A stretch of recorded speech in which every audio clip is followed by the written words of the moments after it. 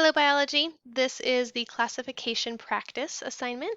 This should follow lesson 7.1, and you are going to be practicing using a dichotomous key to figure out what species these particular organisms are. And you'll notice these are not native to planet Earth, so you'll be working with some alien classification terms here. So let's take a look at our first guy. We'll solve this first one together. So we've noticed he's got horns, he's got several eyes. I don't know if that's a smile or not. Let's see if we can figure out who he is. You're going to need this key on the second page to identify the name. So we're going to start with question 1, and you'll work through in order following the instructions it gives you. So does he have one eye? No. Does he have more than one eye? Yes. So we'll go to number 4. Does he have 2 eyes or more than 2? He's got more than 2. So we'll go to 5. Are his eyeballs on his antenna or on his face? Well, if we take a look, they're on his face, okay?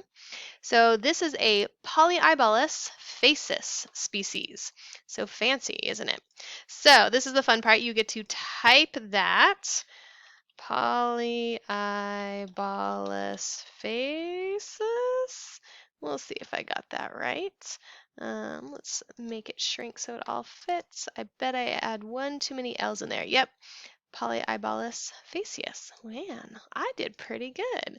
All right, and so that was pretty simple, went pretty quick. Some of them will be a little more complicated, you'll notice, with the various different steps.